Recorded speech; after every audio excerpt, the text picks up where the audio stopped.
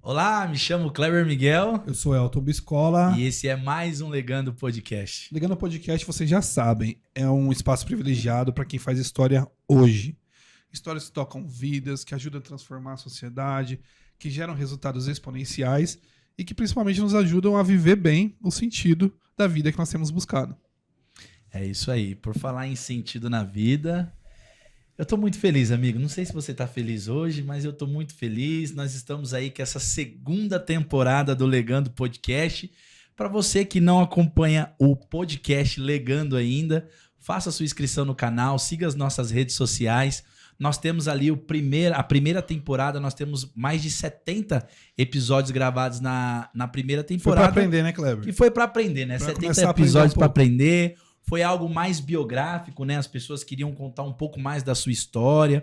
E nessa segunda temporada, claro, o convidado ele vai contar um pouco da sua história, mas nós vamos dar um eco maior ao empreendedorismo, ao que de fato podemos levar de relevância para que você possa mudar a sua história, né? Então, assim, se você não está inscrito no canal, faça a sua inscrição, segue lá o @Legando Podcast também no nosso Instagram. Nós vamos começar a movimentar muito as nossas redes a partir dessa segunda temporada. Ativa o sininho aí para você receber as novidades, para você acompanhar.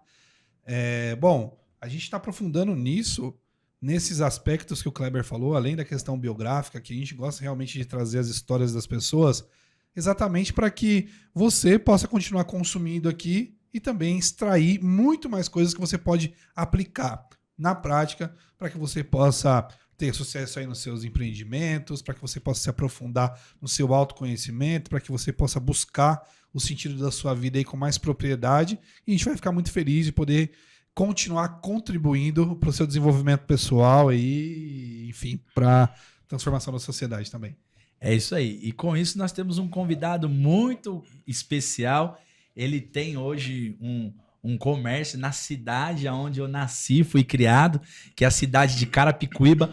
Sou cliente, já indiquei muitas pessoas. Ele não tem noção o quanto eu fiz de marketing do negócio dele. Uma parte do meu IMC aqui, vamos dizer, do IMC que está além do normal, é culpa deste cara. É culpa dele. Bom, ele é hoje CEO do Barufs, teólogo, né? Fez pela Faculdade Metodista, também filósofo pela Faculdade de São Bento. Fez também gestão empresarial pela FGV, professor por vocação. Nós estamos aqui com o Alex, que colocou o sobrenome Barufs para ter aquela marca registrada. Seja muito bem-vindo ao Legando Podcast, Alex. Primeiramente, quero agradecer aí o nobre convite de vocês. Para mim é sempre uma honra, né? Porque eu aprendi que conhecimento que não é compartilhado morre. Então, para mim, só faz sentido viver se a gente está na vida, né, para ajudar pessoas e passar um pouco das nossas experiências para que as pessoas errem menos, né? Quiçá eu tivesse tido, né, algumas pessoas assim que estivessem na minha vida, né, para me contar experiências e ter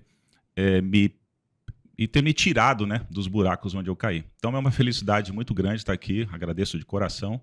E, como uma forma, né, de gratidão, trouxe aqui 2 presentinhos para vocês. Opa, né? presente Presente típico de professor, né? Olha as coisas melhorando na segunda temporada do segunda podcast. temporada, né?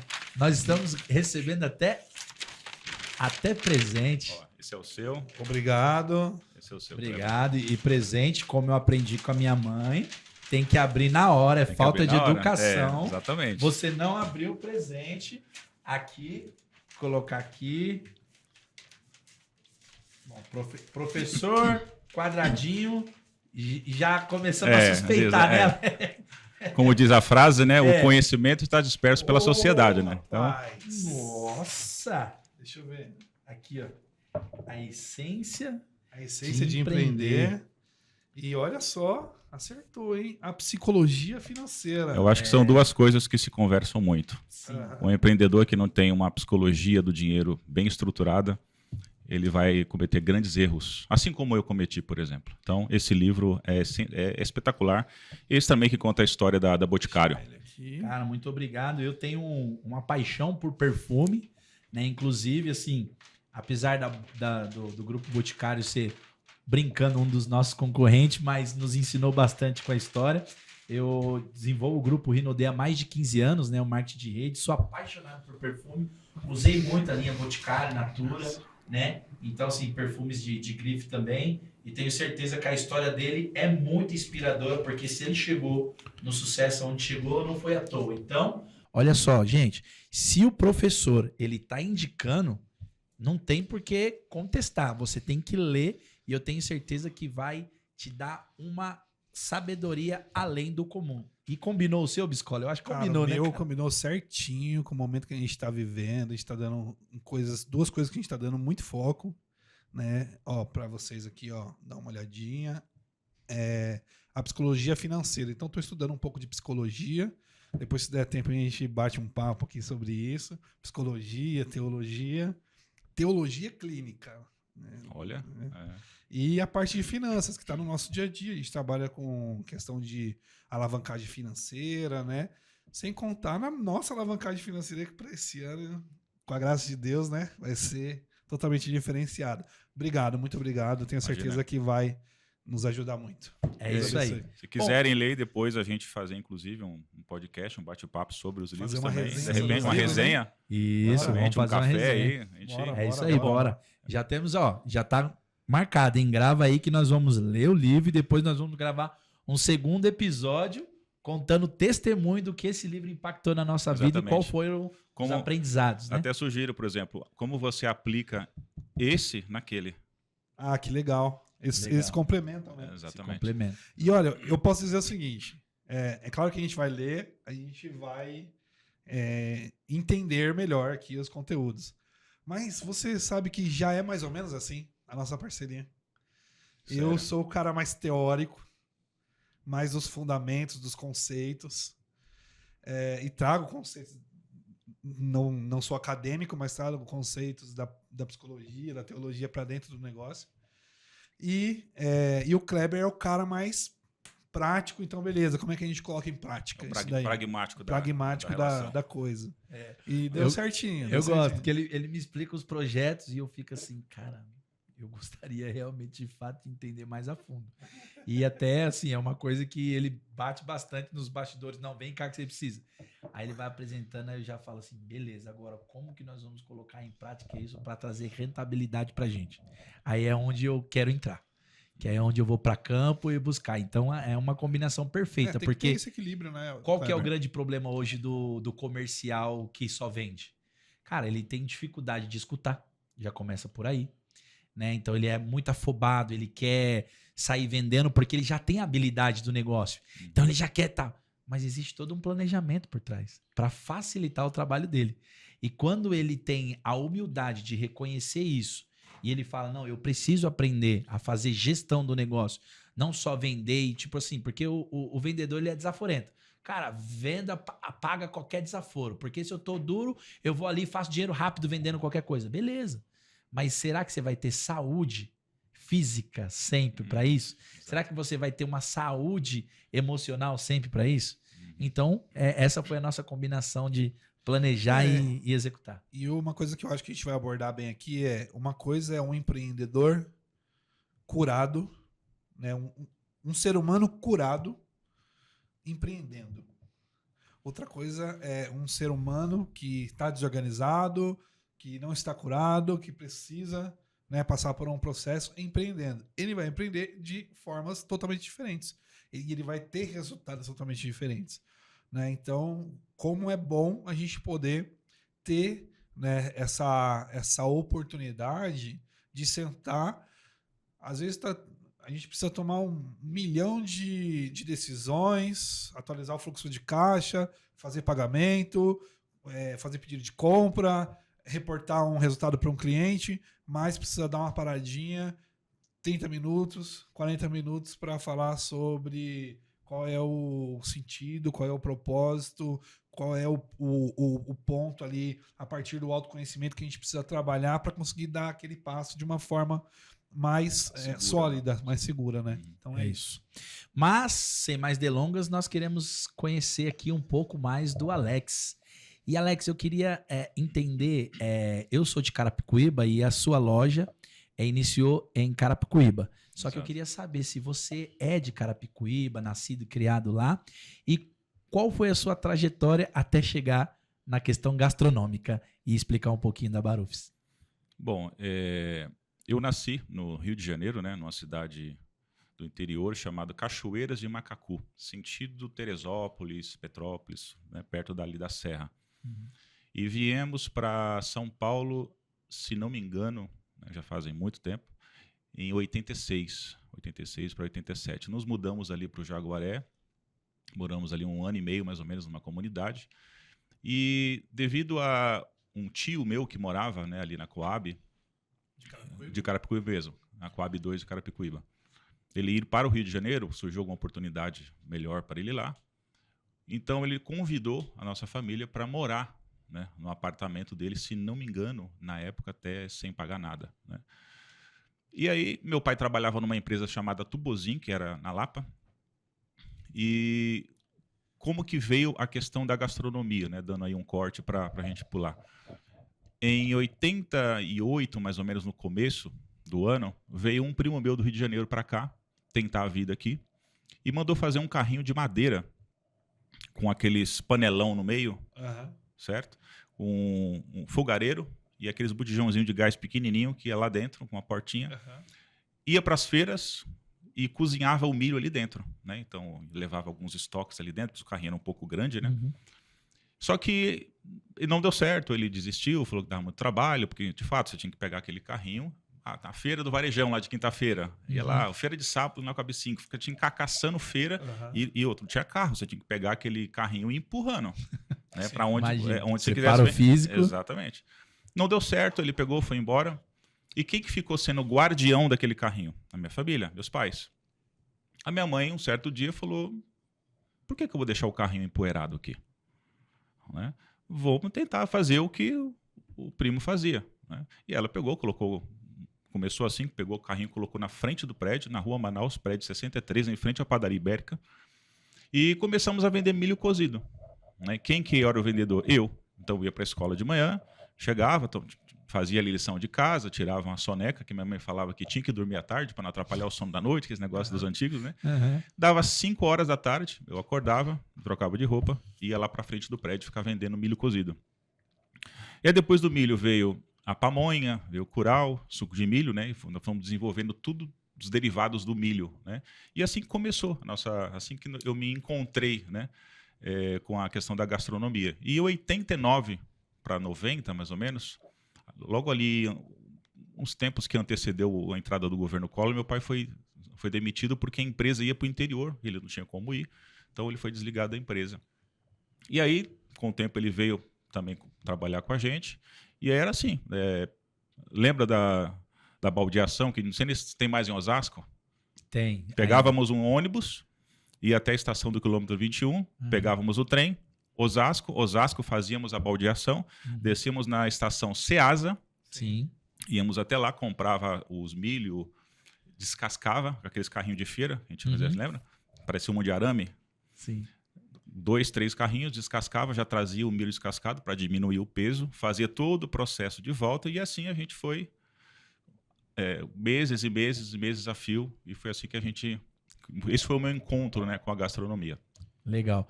E olha que engraçado, né? Um dos produtos top, que eu acho top, eu acho que ele vai explicar pra gente se realmente esse é o carro-chefe, é concorrente da cidade vizinha. Por exemplo, quando você pega Osasco é a cidade do cachorro-quente, né? Inclusive, exato. Sempre disputa ali entre a número 1 e a número 2 do planeta, com venda. Só que o Barufs, cara, ele tem no cachorro-quente dele 2 coisas que eu acho que chamam atenção. E, inclusive, eu ia lá para comprar a parte. Eu ia falar pra gente mudar de assunto, mas não tem como mudar de assunto. Não né, tem, cara? não já tem. Tá começando a Não tem. dar sinais aqui. É o purê e a maionese caseira. A Barufs, esse foi o carro-chefe, o cachorro-quente foi o que mais fez sucesso, é o que mais fez sucesso. Conta um pouquinho como começou essa história, essa transição, né, do milho para o cachorro-quente. Então, aí vem a segunda parte, né, da história, né? Que foi assim, nós vendíamos em frente à padaria Ibérica, e um dia meu pai resolveu levar o carrinho para onde é hoje, onde o Barufs é hoje. E antigamente tinha o supermercado Barufs, que é aquele salão que tem na frente, fechado até hoje lá. E depois que meu pai colocou o carrinho ali, veio um senhor vender cachorro-quente, um carrinho bem pequenininho. Aí depois uma senhora começou a vender pastel. Então ficava meu pai aqui na ponta, bem na curva ali da rua Belém, da rua Uberlândia com a rua Vitória. Carrinho de milho, aí carrinho de cachorro-quente e pastel. Então, um dia esse senhor arrumou um emprego registrado e falou pro meu pai: você não quer comprar o carrinho? Porque eu arrumei um emprego e tal, vai ficar abandonado lá dentro de casa. Meu pai comprou o carrinho dele, nem lembro mais por quanto. E aí nós unimos o carrinho de cachorro-quente com o milho, que já existia. E meu pai sempre foi muito curioso, né? Típico do empreendedor, né? Bem típico. Empreendedor, se ele não tiver a curiosidade da criança, ele dificilmente progride, né? E aí ele começou a fazer testes, inclusive o suco de milho que a gente faz, ou fazíamos, a gente parou de vender, porque deixou de ser o nosso core, né? Então, hoje as pessoas dificilmente comem cachorro-quente com suco de milho, é cachorro-quente com coca. Sim. Ou suco, mas né? permanece o suco de Não, milho, não? eu tirei porque justamente por isso, né? Tá, empacou ali. E aí começou a fazer vários testes, com maionese, até chegar na receita. Falou, é essa a receita. E aí nós sempre fizemos o purê da batata original, não era aquelas batatas, aqueles pó químico que você joga água, leite ali, vira aquela papa, né? Uhum. E aí, então ele começou a fazer o teste, e as pessoas em casa costumam temperar o purê com o quê? Com leite, com maionese, com margarina, manteiga, o requeijão, né? Faz essas misturas. Meu pai não, falou assim: e se eu temperar o purê com a maionese? E aí o que ele fazia? Então o nosso purê é simples. É a batata, aquela batata roxa, né? Asterix, a gente chama de batata inglesa. A massa, na hora que precisa dar uma diluída, joga um pouquinho de água e finaliza com a maionese. Então, a química entre o purê e a maionese que faz o purê ser tão diferenciado dos demais. E aí, quando finaliza o hot dog, o que vem por cima? A maionese. A maionese. Entendeu? E aí, com o tempo... Já está harmonizada com o purê. Exatamente. Aí, hoje, em todos os nossos lanches, praticamente, quase 100% vai a nossa maionese. Por quê? É como se, é a marca registrada, né? Sim. É a qualidade que gerou tradição para nós chegarmos onde nós chegamos. Sim, e eu passava lá, às vezes, à noite de algum evento, aí a minha esposa, compra maionese, vê se eles estão vendendo maionese separado por aí. E aí vocês começaram a vender separado, de tanto que é o sucesso. Vocês ainda vendem separado os dois? Sim, tem gente que passa lá no sábado, sexta-noite e compra aquelas maionese de 500 gramas para poder fazer a salada de maionese do domingo, no almoço do domingo. Não, é muito diferenciado. Aí hoje, além disso, aí você colocou outros produtos no catálogo, né? Não ficou só no cachorro-quente. Isso. Quando foi em 94, tinha um cliente que sempre ficava passando lá e falava: vocês precisam conhecer um lanche que eu como ali em Osasco, num trailer. E ele ficava, e tanto ele encheu o saco, meu pai falou assim: hoje nós vamos lá ver esse negócio aí. Marcou com o cara e tal. Fechou a loja mais ou menos 1h da manhã. Naquela época nós tínhamos uma Kombi. Entrou todo mundo dentro da Kombi, eu, meu pai, o nosso primeiro funcionário e esse rapaz. Né? Uhum. E fomos lá. É um trailer que existia, não sei se ainda tem, em frente o cemitério Santo Antônio, em Osasco.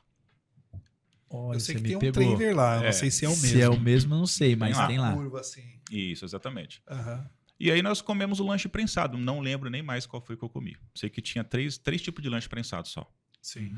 E aí voltamos para casa e ficamos pensando, né? Vamos, o que a gente faz? Vamos montar, vai. E aí sentou eu, meu pai, o outro rapaz lá, e começamos a montar o nosso cardápio sem saber de harmonização. Se isso harmoniza com aquilo, se cheddar harmoniza com requeijão, com não sei o quê. Tanto que todos os nossos lanches hoje têm cheddar e catupiry. E são dois queijos que dificilmente você vê misturados por aí. Mas eu já fiz o teste de comer o meu lanche sem o cheddar e sem o requeijão. Cara, é horrível. já fiz também vários testes, inclusive de comer o lanche sem a maionese. Cara, não vai. Não vai. Entendeu? E aí fizemos e começamos... As pessoas vinham comer o que a gente já vendia de muito, que era muito bom, os produtos do milho e o cachorro-quente. Falavam: nossa, o que vocês estão vendendo agora? Estamos vendendo um lanche prensado. Isso nos carrinhos ainda? Tudo carrinho. Montamos imagina antigamente, né? A chapa tinha um uns 60, 80 centímetros. Aí montamos uma base num serralheiro. O serralheiro Sim. colocou ali em cima. Uma mesinha atrás da gente, assim, onde a gente montava os lanches, tudo a céu aberto, assim. Não tinha esse negócio do fechadinho, não. Era tudo a céu desse aberto. jeito, sem uniforme, bermuda, sem luva. Aquele jeito bem... Aquele jeito raiz que bem parece raiz que, mesmo. que parece que fica mais gostoso, né? Tinha até o rapaz que... não sei se você conhece o Jardim Gopiúva ali, né? Passa Conheço. por ali. Ali tinha onde é o açougue ali, era um depósito de construção de material de construção. E tinha um rapaz que vendia cachorro-quente lá. Rapaz, se a vigilância sanitária parasse lá Não, então, na casa você lembra que a dele... gente foi esses dias? A gente foi num trailer em um determinado lugar aí, que eu falei pra ele, eu me odeio por estar fazendo isso. Mas, cara, eu já tinha experimentado uma vez, eu já tinha saído me odiando. Mas era muito bom, cara. Muito gostoso. demais. Eu falei, eu me odeio por estar fazendo isso, cara. Mas é porque é muito bom. O lugar não tinha condições nenhuma. A gente poderia comparar uma oficina mecânica assim, mais Cara, ou menos. mas você falou aqui, eu tava pensando. Eu, quando eu fiz a faculdade de filosofia, eu deixava o carro em frente ali onde era o cartório antigamente Sim. e descia a pé para pegar o trem. Naquele calçadão que existia ali, tinha um cara que vendia churrasco grego. O Greguinho? Esquece. O Greguinho é de lei, não tem Com como. aquela água, com a água colorida. Água Pô, coloridinha, pô, é o melhor. As pessoas tiram sarro, mas o negócio é muito bom. Caramba, Um churrasco é muito grego bom. bem feito, cara, é um baita de um sanduíche. É, demais. Demais. É demais. E para custo-benefício, para quem tá nessa caminhada de tipo, pagar a faculdade, pagar isso, pagar aquilo a custo-benefício, melhor ainda. Além de ser gostoso, o custo-benefício é lá embaixo. Então, Exatamente. mas é assim, eu não tô falando porque eu seja um gentleman, não. Porque, né, o churrasco grego é a base do negócio. Uhum. É porque realmente Não, o lugar lá. parada Eu que parada não sou é. enjoado, como Eu qualquer também não lugar, sou. eu olhei pra cara dele Não, assim e falei: parada. você tem certeza que você vai encarar? cara, Ele vamos falou: não, eu arriscar, vou. cara. Eu vou arriscar. Mas vamos lá, eu queria que você contasse pra gente um pouco dos desafios. Como que foi a construção do Barufs e quais foram os maiores desafios e como você conseguiu superar esses desafios na construção do Barufs? Olha, eu vou citar aqui de memória porque nesse início, né, na gênese ali do Barufs, que nem era Barufs, né, o Barufs virou Barufs com esse nome em 98, né? Então, eu era meio que carregado pelos meus pais, né? Então, falar para mim, você gostava de trabalhar quando... Não, eu não gostava, porque criança gosta de brincar, né? Então, eu não jogava bola, raramente eu ia empinar pipa, né, jogava as bolinhas de gude, peão. Eu tinha pouco momento ali de infantilidade, né? Dada dessa questão de socialização com as crianças, inclusive do prédio, né? Uhum. E eu costumo falar que hoje, né, fazendo uma análise, já volto no tema, eu costumo dizer que enquanto os meus amigos brincavam, eu trabalhava. E hoje eu contrato os filhos dos meus amigos para trabalhar comigo. Entendeu? Então é uma análise que a gente faz, a gente só entende depois, né? Sim. Então é aquilo, às vezes nossos pais estão nos guiando para um caminho que hoje a gente não entende. A gente vai entender no futuro, né? Sim. Então, mas eu acho que uma das qualidades, dos desafios, né, é manter a qualidade que nós sempre mantivemos com poucos recursos. Sim. Então, por exemplo, se eu for pensar, você ter que pegar um trem, pegar um ônibus lotado, pegar um trem, descer, e a estação Ceasa não era muito próximo da você, tinha que andar um pedação até chegar no Ceasa e lá onde a gente vendia o milho, que era lá do outro lado, perto daquele relógio do correio que tem lá na Gastão Vidigal. E fazer, descascar o milho, limpar bonitinho, colocar no carrinho, fazer todo o processo de volta. Aí chega, aí vai ter que ralar o milho, cozinhar o suco, o leite do milho, depois colocar na geladeira, esperar esfriar, bater no liquidificador, fazer o suco de milho, envasar. Isso não... Você percebe? Hoje em dia, você pega aí um Uber Bag, você compra um carro financiado com muita facilidade. Hoje em dia, não digo que é fácil, mas é menos difícil do que era antigamente. Poucos recursos, né? Sim. Não tinha esse negócio de pegar dinheiro emprestado no banco. Antigamente, as pessoas guardavam dinheiro embaixo do colchão. Eu lembro porque eu vi muito meu pai fazendo isso, entendeu? Então, os bancos não tinham muita confiabilidade nisso. Então, Antigamente você não tinha, por exemplo, os adventos do iFood, dos aplicativos de comida. Então, quem era o teu concorrente? O concorrente era o cara que você ali do lado. Você ia, aquele cara é meu concorrente. Entendeu? Então, você tinha que fazer a coisa acontecer para você meio que manter uma qualidade para não perder a clientela. Né? Hoje, os desafios já mudaram. Hoje, o desafio está no mundo digital. Né? Então, por exemplo, o Barufs. Quem é o concorrente do Barufs? Não é a padaria que está ali na frente. Existem mais de 4.000 estabelecimentos que entregam no meu primeiro raio ali perto do Barufs. Então, percebe como que não é que os desafios antigamente eram mais difíceis, né? Eles só mudaram de cara, só mudaram de rosto, né? Então, ele foi alargando o campo de ação do empreendedor. Sim.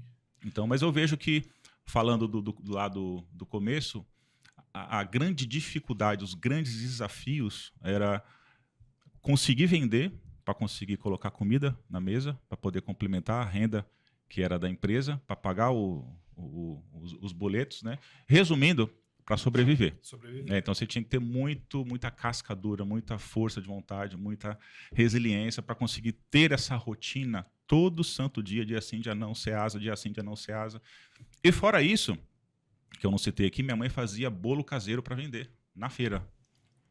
Ela ia levando os bolos na frente, eu ia puxando o carrinho de feira com aquelas garrafas de 5 litros térmica de água, que tinha vermelha, azul, amarelo e tal. Sim. Exatamente. No carrinho, que a pessoa comprava um bolo, queria um suco de milho. Então a gente servia um suco de milho.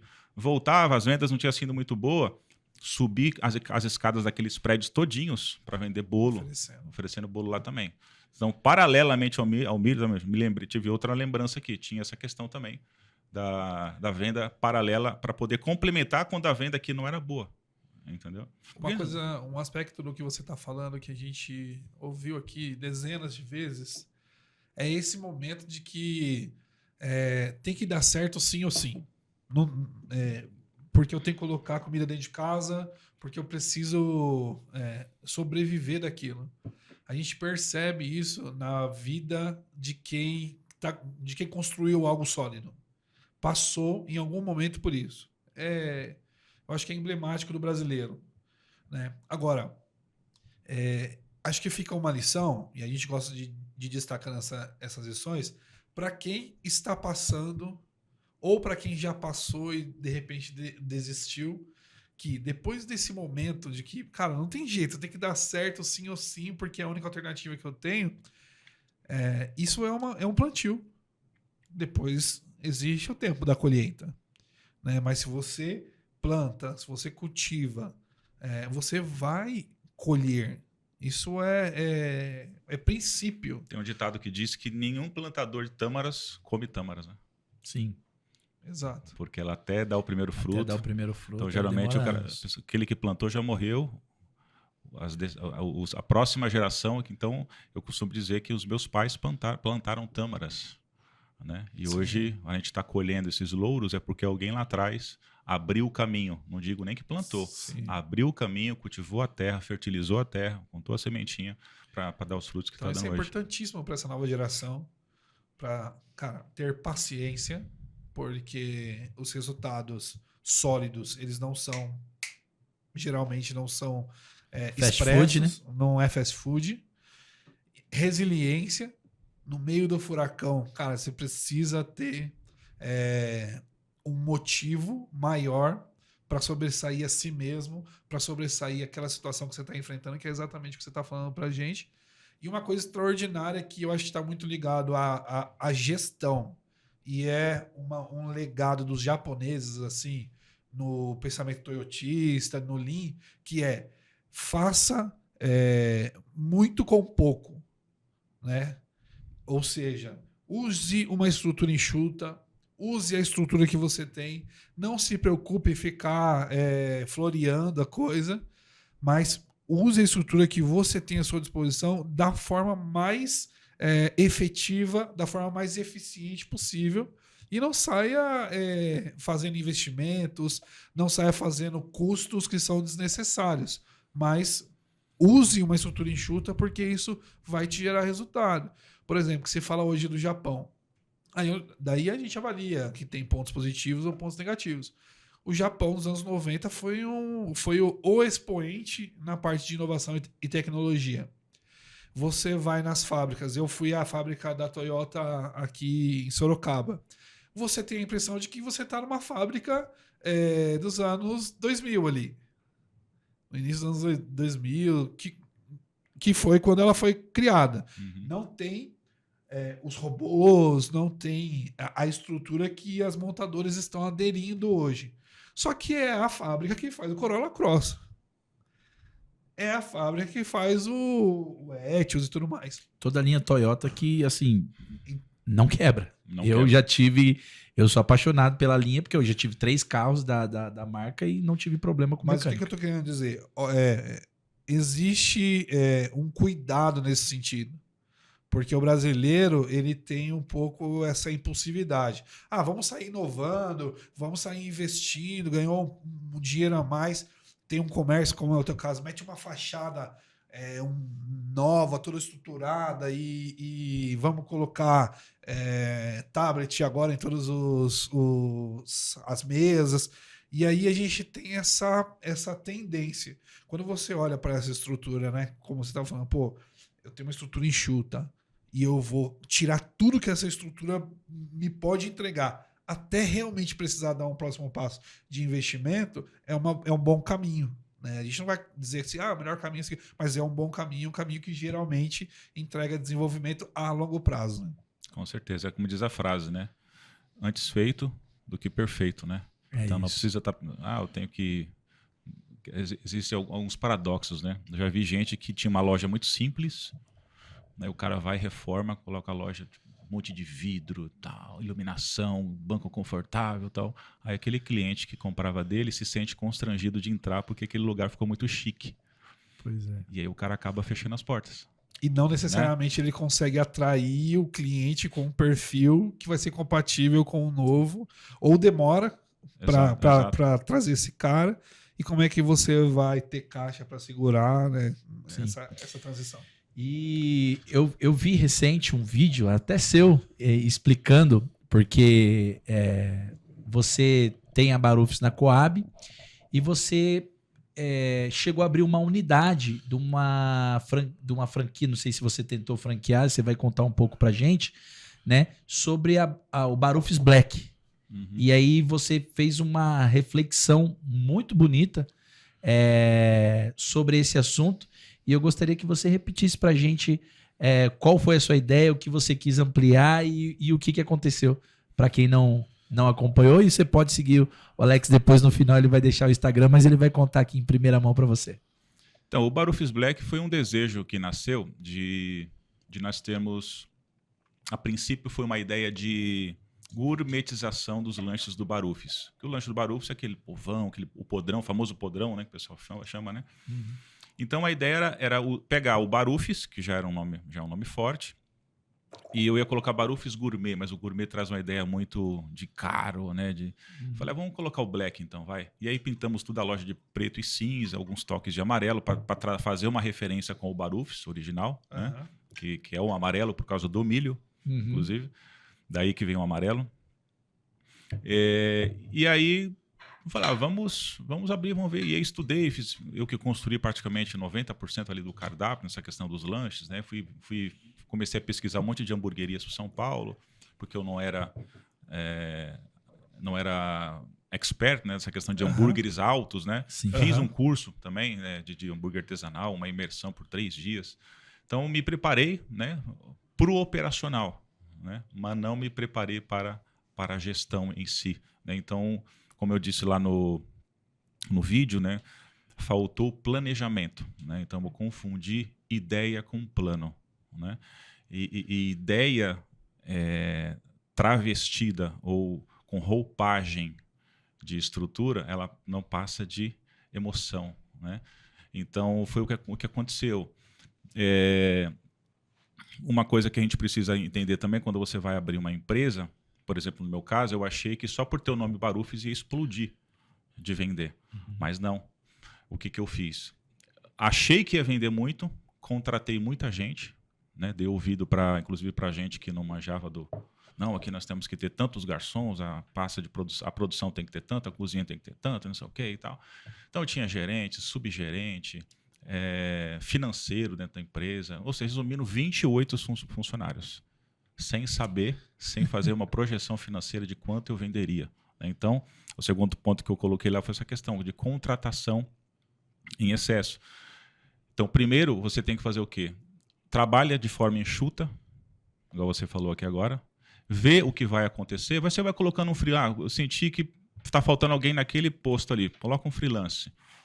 Faltou alguém lá na praça dos garçons. Coloca um freelance lá, vai fazendo testes, né? Vai crescendo devagar e conforme as suas estruturas forem criando, né, lateralidades, você vai colocando pontos ali, né? E não colocar de uma vez como se você já vendesse 1 milhão por mês. Né? Então, outro ponto também que eu coloquei lá é a questão do ponto comercial. Né? É um ponto muito bonito, vocês conhecem lá, passa, sei lá, quantos milhares de carros por dia, de ônibus e tal, mas é um lugar que não tem estacionamento, não tem como os clientes pararem ali. E dificilmente tem nas ruas laterais, porque enche ali de estacionamento, até os próprios donos de loja que estão ali, às vezes ele chega para estacionar, tem gente estacionada na frente da loja dele, na vaga que ele coloca, ele tem que colocar nas ruas laterais. Então as ruas laterais também eram entupidas de carro, não tinha como parar. Então eu não fiz uma análise do ponto, tem muito a ver também com a análise do público que você quer atingir. Entendeu? E era um espaço muito grande, o aluguel era quase R$10 mil por mês, só o aluguel. Então a primeira folha salarial, lembro até hoje, 74 mil. Então eu inaugurei a loja dia 5 de outubro de 2018. Primeira folha de pagamento já em janeiro, em novembro. Aí depois vem a de novembro que caiu em dezembro. Teve ali alguns resquícios de 13º. Então a folha salarial de dezembro veio e foi acabando as reservas, depois aí vem de empréstimo no banco e a bola de neve começou a crescer. Outra coisa também é a questão do capital de giro. Então, capital de giro é sobrevivência, é o seu respiro. Né? Se você não tem, acontece o que aconteceu comigo. Então, o capital de giro que era para eu começar a operação, eu tive que gastar na obra. Né? Você falou que quis deixar a casa muito bonita, e mesas e tal, uma fachada bonitona, tinha recepcionista, para você ter uma ideia. Eu coloquei 2 recepcionistas. Para quê? Fala para mim. Para quê? Recepcionista para ir comprar o lanche. Não, recepcionista que ficava na entrada da loja para quando você entrasse te receber. Entendi. Ficava uma de um lado, uma do outro, assim. Você entendeu? Entendi. Tipo no estilo Outback. Exatamente. Para te levar até não precisa, né? Você vê o Barufis lá, né? Aquela simplicidade toda vende muito mais do que muitos McDonald's por aí. Na qual é simplicidade. Por quê? Porque tem qualidade. O produto é bom. Entendeu? E assim, as duas experiências estavam muito distantes uma da outra, né? Você tem a experiência raiz do Barufis raiz lá, que é exatamente aquela... Chegou, você vai fazer o teu pedido, você vai esperar ali alguém te chamar, falar é o código, né? Exato. Chamar pelo código, comer rapidinho e sair. Exato. E aí você foi para uma experiência bem diferente, né? Bem diferente. A loja era tão bonita. Se você colocar no Google aí, Barufis Black, vai ter várias fotos lá, você vai ver. Eu ficava do outro lado da rua analisando o comportamento dos meus clientes dentro da loja e dos que passavam na rua. Então ninguém sabia que eu era o dono. Estava ali olhando, né, para lá como se fosse um segurança. Uhum. E aí as pessoas falavam, nossa, bonita a loja, né? Mas deve ser muito caro. Era a impressão que as pessoas falavam. Entendeu? As pessoas falam, nossa, esse lugar é tão bonito que eu tenho que tomar banho e colocar roupa chique para vir aqui. A mulherada passava e falava isso. E eu ouvi diversas vezes. Só que o nosso produto não era produto caro. Produto normal. Mas o ambiente intimidava as pessoas de entrar. Então tinha esse ponto também. Quantas e quantas pessoas não deixaram de comprar comigo só por causa da impressão de que o lugar não era para ela. Sim. Entendeu? Sim. Então outra questão também que eu também não parei. Qual é o público? Né? Eu vou vender para quem? Eu preciso de tudo isso? Sim. Entendeu? Mas não estou dizendo que o público de Carapicuíba não merecia isso, não é essa a questão. Mas o jeito que você monta a loja, você acabou... Tá a placa ali, ó. O ambiente motiva. Sim. O ambiente educa. O ambiente passa uma mensagem. Sim. Entendeu? Sim. Então é isso que eu não tomei cuidado, sabe? Eu fui até mesmo porque você tem muita gente de Carapicuíba, às vezes até saindo do município para consumir o produto gourmet, o produto premium. o tempo inteiro. Uhum. Só que talvez não tivesse preparado, não sei qual é o diagnóstico que você fez, para lidar com aquela experiência ali, em casa. Exato. Né? E talvez tenha sido uma coisa até que me acendeu aqui, quando você falou da concorrência que você tem hoje, por conta do iFood, por exemplo, né? Uhum. Que é a questão da comunicação de marca. Então você está falando, uma forma como você comunicou a marca através de uma fachada imponente, falou, poxa, o cara abriu uma outra linha aqui, até mesmo porque você era concorrente de si mesmo. Exato. Então, assim, se eu fosse na Coab, onde já estava acostumado a ir, eu já sabia qual seria o ticket e qual seria a minha experiência. Exato. Ali não. O que aconteceu, o que você está falando. Aí veio a comparação. Sim. Pô, lá no Barufs eu como um X-Bacon, mais ou menos isso aqui, né? Uhum. Parece um Beirute, mas é feito no pão. Eu pago lá, sei lá, na época, acho que estava R$28. Sim. Pô, vou vir comer um lanche artesanal aqui, eu vou pagar 30, que é bem pequenininho. Exato. Então Barufs virou referência de você um preço justo e você comer muito. Sim. Então é um lanche que, por exemplo, eu não consigo comer sozinho. Então tem muita gente que não consegue comer o nosso lanche sozinho. E essa entendeu? comunicação... E você paga... Então as pessoas ficaram comparando. Pô, mas lá eu vou comer pouco, eu vou pagar muito. Pô, o valor que eu como lá, eu compro quase 2 aqui no Barufs. Então eu sofri disso também, dessa questão da comparação. E essa falência mudou a sua abordagem, a sua mentalidade de pensar, Alex? Porque isso contribuiu bastante. Então, assim, você falou diversos fatores. E eu acho que dando minha opinião, conhecendo a região, eu acho que o fator do ponto sem estacionamento ali já foi quase 50%. Eu falo porque depois de você, já passou mais 3, 4 tipos de empreendimento alimentício ali não vingou. Por Exato. quê? Porque eu acho que a questão do estacionamento realmente faz. A questão da comparação do público. Comparando com o próprio Barufs, né? Falou assim, então, cara, eu, em vez de vir aqui no Gourmet, eu vou no outro lá que eu vou encher e pagar menos. Qual foi o aprendizado que você tirou disso? Eu, inclusive, né, como eu fiz lá o vídeo no Instagram, teremos a parte 2 e a parte 3. Então, eu tenho algumas anotações aqui, que é o seguinte, essa veio agora aqui, você falando, foi no improviso, insight. Ao invés de ter aberto o Barufs Black, eu deveria ter investido na minha galinha dos ovos de ouro. Porque as pessoas falam, você deveria ter aberto o Barufs lá. Agora é fácil falar. Porque o que separa o louco do gênio é o resultado. Se tivesse dado certo, eu estaria sendo chamado de gênio. Mas quando deu errado, eu sou chamado de louco. Sim. Entendeu? Então, o que eu aprendi devo investir na minha galinha dos ovos de ouro. Tanto é que estamos abrindo agora no final de maio um Barufs no shopping de Carapicuíba, Barufs mesmo, o original. Legal. E estamos abrindo uma unidade em Osasco também, 2. Que legal. Então, que legal. Então o que eu peguei? Ele falou, opa, aqui não é aqui, é lá. Então eu devo abraçar aquele que me manteve por tantos e tantos anos. Né? Inclusive na pandemia, no Barufs, nós ficamos assustados. Já volto aqui nessa pergunta. Por quê? Porque lá no Barufs Black a gente sentiu muito, porque eu tive que mandar um monte de gente embora. O meu forte era o salão, a gente não tinha o delivery muito forte ainda, e as vendas caíram 70%. E o Barufs da Coab, nós tivemos que contratar gente. Você tem uma ideia, tivemos que contratar. Ficou um formigueiro dentro da loja para a gente conseguir atender as pessoas lá fora querendo comprar e queria comer no local. Não pode, moça, comer aqui. Se a GCM passar, nós vamos ser multados. A polícia parar e falar, por que o pessoal está comendo aí? Falar, a gente avisa que não pode, mas eles estão aí comendo. O pessoal fazia driving. Pegava o lanche, parava os carros do outro lado da rua e ficava comendo. Não pode comer aqui, então vamos comer dentro do carro. Então, parava dentro do carro. Você vê o fenômeno que era. Se eu tivesse feito isso lá em cima, não tinha dado errado. Deixa eu aproveitar, aí não perca seu raciocínio, por favor, mas só fazer um comentário do que eu ia falar sobre a comunicação de marketing. De marca, aliás. É interessante como que no meio dos 4.000 concorrentes, a sua marca se destaca. Por quê? Porque tem uma comunicação extremamente assertiva para a experiência que o público ali está buscando. Exato.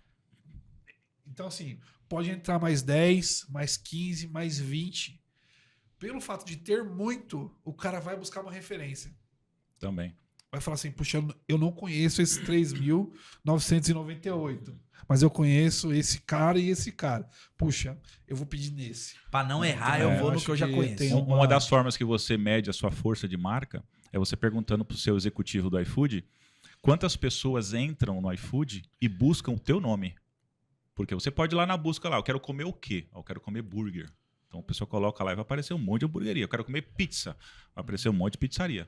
Agora o cara vai lá, não, eu quero comer Barufis. Então o cara digita lá na abinha de procura.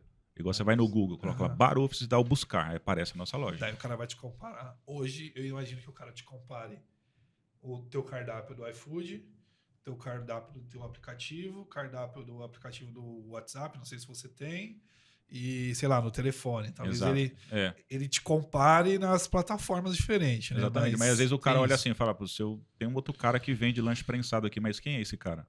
Exato. Não, vou comprar aqui, né? Antes do certo do que o duvidoso, né? Exato. O cara fica com medo de jogar. Cara, vai no certo. Isso aconteceu hoje na hora do almoço, né? Exato. Cheguei lá, olhei. Mano, não conheço. Ah, vou aqui. Aqui eu não erro. Não, você vai viajar para Até fora do pela país. pressa. Tá com pressa. Cara, preciso voltar rápido. Aqui eu já conheço. Eu não era dia É de tiro no experimentar alvo, o né? novo. É tiro no alvo. Porque assim, o dia de experimentar o novo é um dia que você já combinou com a esposa, já combinou. Ó, hoje nós vamos para um lugar novo, conhecer algo novo. Mas o dia a dia, você vai naquilo que você já confia. E essa confiabilidade que o Barufis trouxe é bem bacana. Igual ele falou, por exemplo, do amarelo. Muita gente fala que todo mundo copiou o amarelo por conta do McDonald's. No caso dele, não. O amarelo foi por conta de como ele começou. Ele começou com o quê? Com milho. O que é o milho? Milho amarelo. Então foi por conta do amarelo Exato. do milho. Porque o amarelo remete à fome. A fome... Hoje Cara, tudo bem, você pode falar isso, mas isso não tinha nada a ver. Pô. Mas não tinha nada a ver, era por causa do milho. É. Então, assim... E eu acho que é o seguinte, essa transição vai ser extraordinária agora. Imagine essa questão gastronômica e a gente agora vai entrar na questão da formação do Alex e o que tem a ver com a gastronomia. Te ajudou a formação, de alguma forma, da teologia, da filosofia? Claro que você também depois foi fazer gestão empresarial, mas como professor, palestrante, o que ajuda na questão, na sua liderança hoje à frente, como CEO da Barufis Black? Da Barufis, né? É meio antagônico, né? Eu costumava brincar que eu alimento as duas esferas do ser humano, né? Tanto o espiritual quanto o físico, né?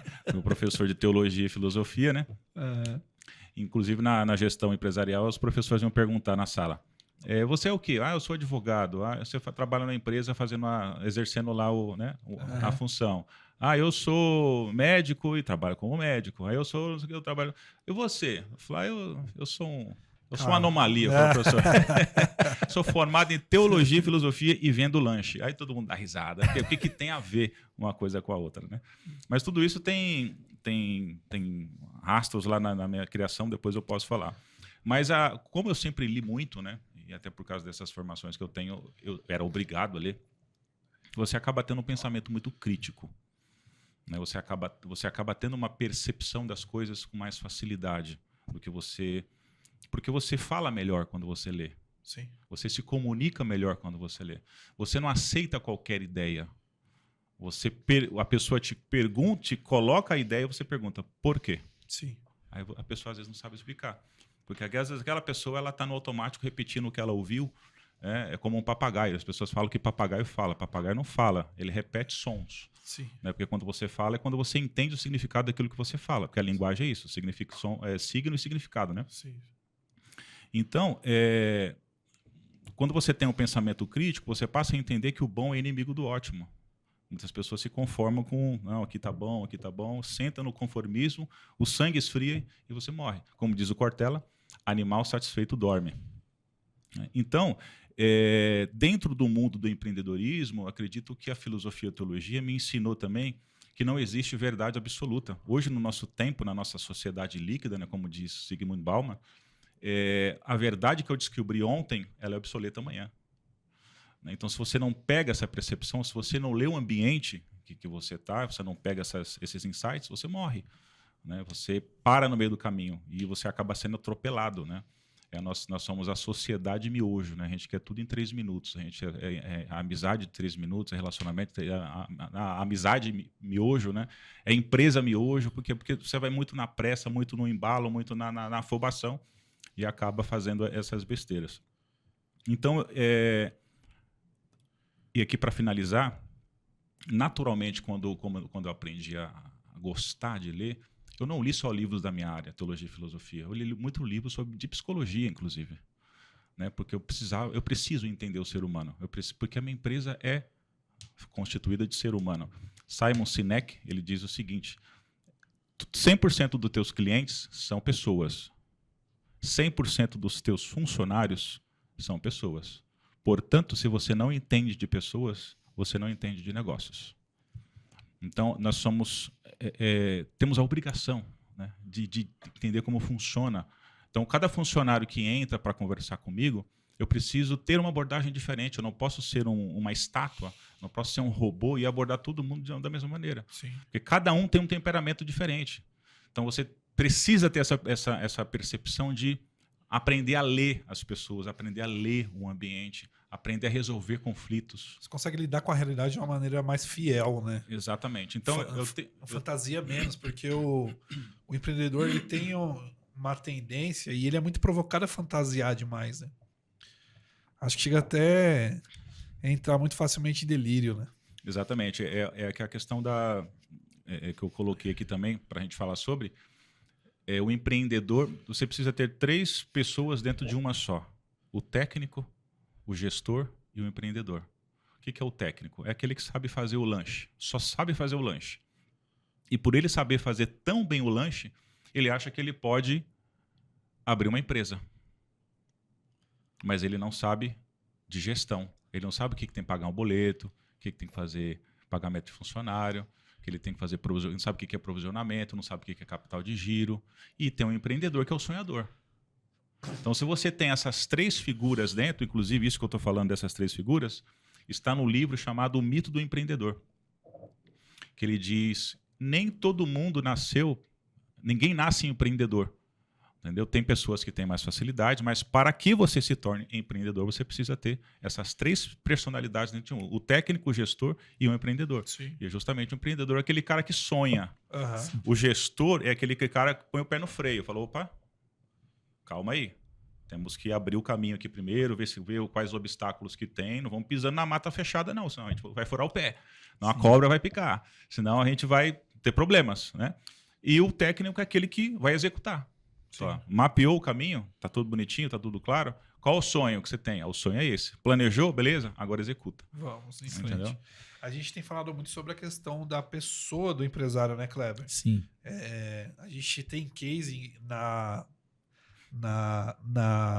empresa hoje em que, junto com a consultoria empresarial, negócio, a gente está levando um dos profissionais que a gente leva junto é um psicanalista, para suportar tanto o tomador de decisão, o dono ali, o proprietário, no processo de transformação, quanto numa leitura, né? Um cara especializado em sociopsicopatologia, né? Então, tem a capacidade de ver a instituição, né, como um ente, né, e tratar a instituição assim, e trazer esse cara para dentro do processo de consultoria. Por quê? Porque não adianta a gente chegar com Lean, ISO, inteligência artificial, organização de processos, se isso não tiver terra fértil, né, Kleber? Baseado no ser humano. Se não tiver, se você pode dar um planejamento completo, mas se o cara ele tá destruído por dentro, e que eu digo destruído por dentro cara, você não sabe como que tá a base familiar dele. Você não sabe como que está a estrutura do casamento dele. Você não sabe como está o relacionamento dele com os filhos. Você não sabe como que está o relacionamento dele espiritual com ele mesmo. Porque tem muitas pessoas que elas se apegam à religião. E às vezes ela tem um conflito interno sobre isso. Então você não sabe como que tá o relacionamento dele com o pastor dele, com o padre que ele participa, ou seja, qualquer outra denominação. Então se você não... É aquilo que você falou. Se você não aprender a lidar primeiro com a pessoa, qualquer planejamento que você fizer vai dar errado. Porque quem vai executar esse planejamento que você fez? São as pessoas que estão lá dentro. E se você não cuidar primeiro dessas pessoas, cara, tudo vai por água abaixo. E quando você fala de cuidado, você tem que falar do cuidado espiritual e do cuidado do corpo também. E por falar de cuidado do corpo, claro que nós temos que falar do Quick Power, que é o seguinte: Quick Power é um suplemento alimentar com efeito energético. Esse suplemento ele tem 12 tipos de vitaminas e minerais, complexo B, B5, B6, B12, B9, zinco, cromo. E qual que é o adicional dele? Ele tem a taurina e a cafeína. Só que qual que é a diferença dessa nanotecnologia que tem aqui dentro, que nós chamamos de time release?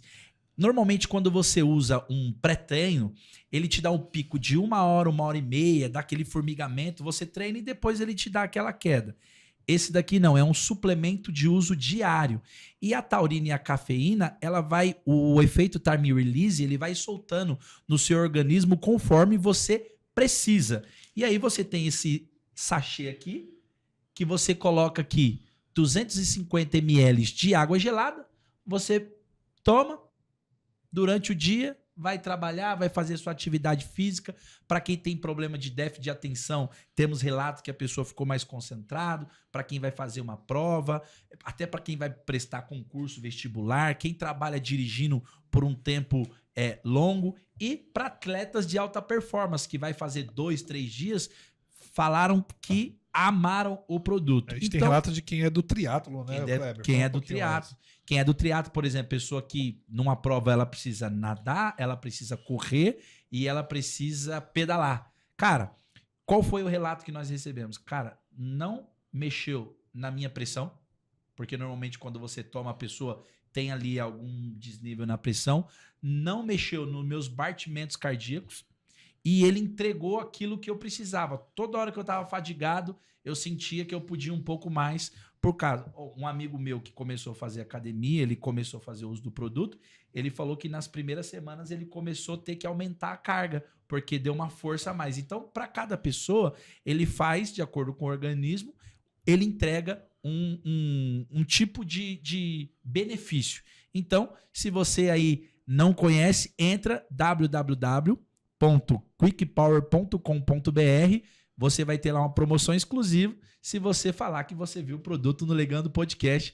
Tenho certeza, o nosso convidado aqui disse que está maravilhado aqui e falou que vai fazer o teste do produto. Opa. Inclusive... Vou levar um para mim isso aí. Um convidado antes, ele fez o uso do produto e ele estava numa padaria tomando e o garçom viu. Ele falou, você quer experimentar? E deu pro garçom.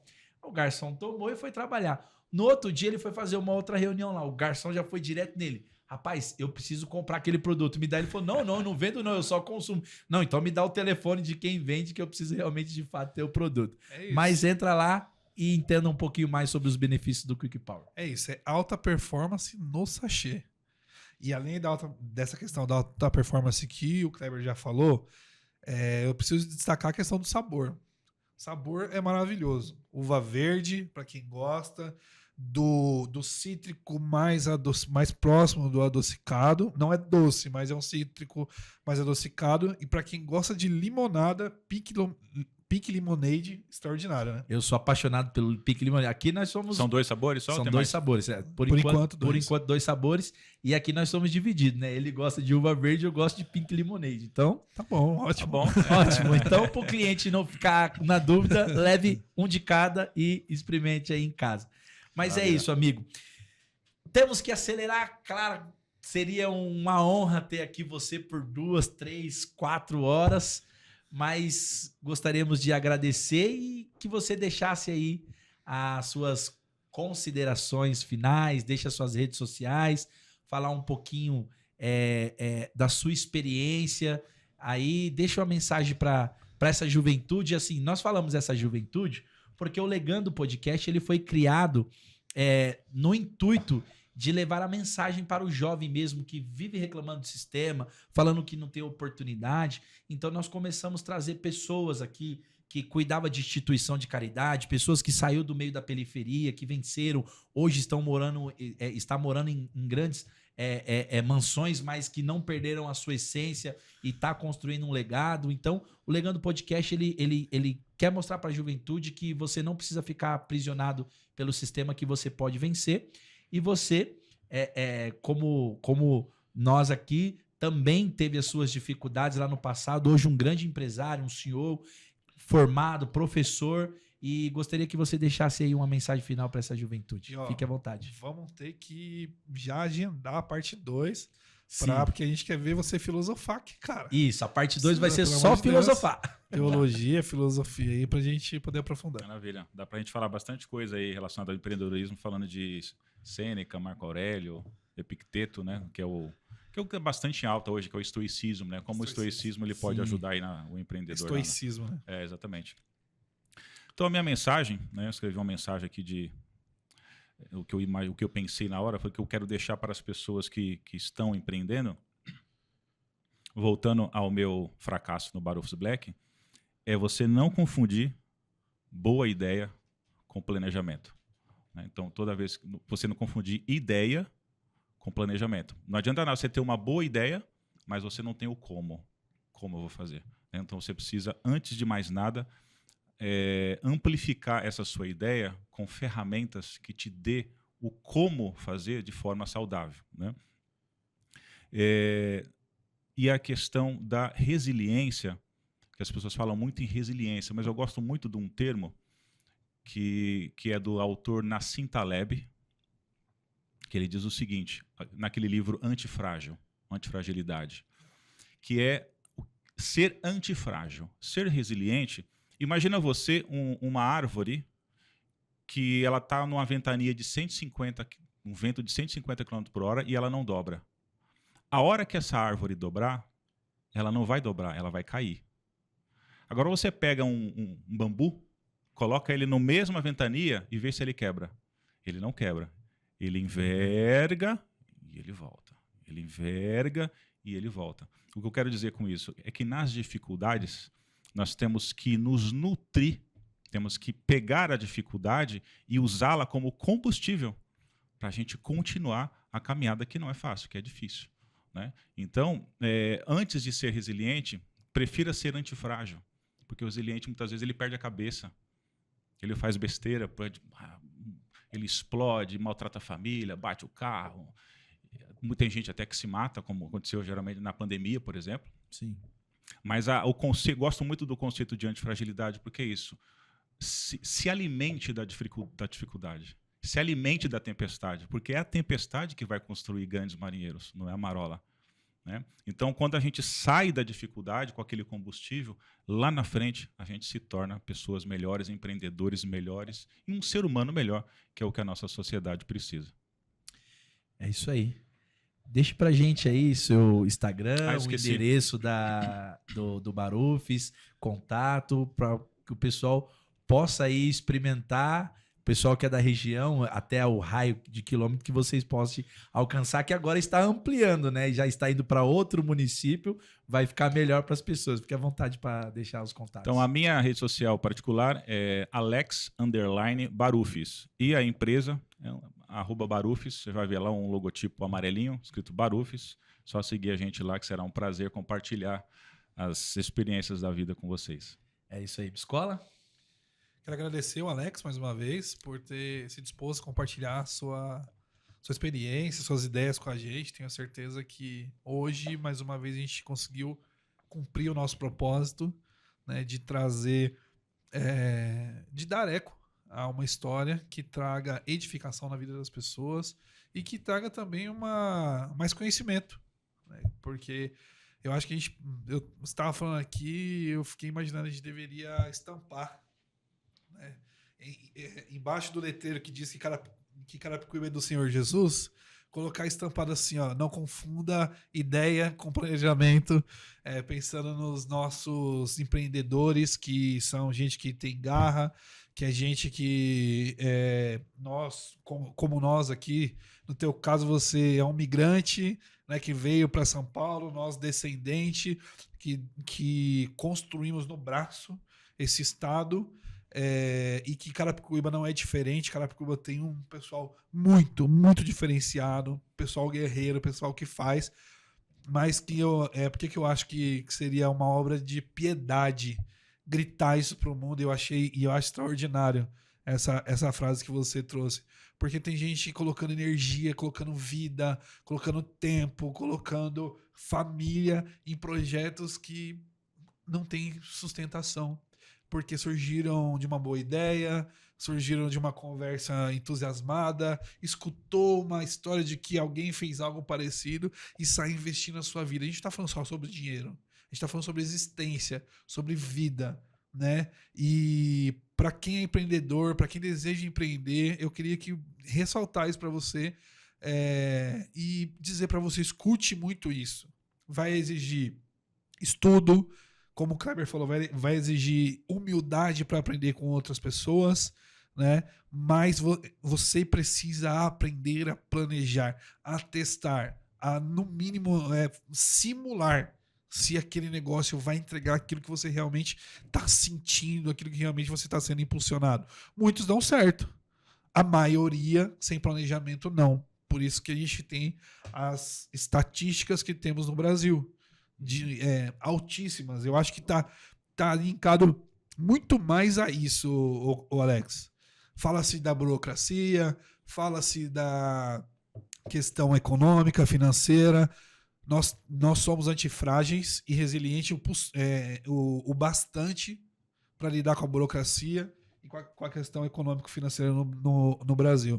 Mas eu acho que esses números que o Sebrae sempre atualiza, morre 80% das empresas em 2 anos, em 3 anos e não sei o que, está muito mais linkado a esse aprendizado que você trouxe aqui, né? E eu acho que é até um propósito para a gente gritar para o mundo, e diga para o mundo, para o brasileiro, né? E aqui de maneira muito específica para o empreendedor da periferia: não confunda ideia com plano, porque a ideia é o começo, o plano é o que vai te dar sustentação para fazer da maneira certa, para aumentar as possibilidades de você acertar e isso não consumir a sua vida, a sua existência, somente errando, né? Então, eu queria ressaltar isso. De novo, agradecer a audiência de vocês, pedir para que vocês nos sigam, para que vocês compartilhem, para que vocês divulguem para as pessoas esse conteúdo que está acontecendo aqui, que é feito com carinho, que vem do coração, que é feito de uma ressonância de pessoas que vão se encontrando, assim como o Alex está aqui com a gente hoje, e que eu chamo de providência divina, de pessoas que Deus está colocando no nosso caminho para que a gente possa, juntos, de alguma maneira, ou compartilhar a nossa história, os conteúdos aqui, construir uma grande obra, e um pouco dessa obra é poder colaborar com a tua vida. É isso, amigos. Eu me chamo Kleber Miguel. Eu sou Elton Biscola. E esse foi mais um Legando Podcast. Até o próximo, se Deus quiser.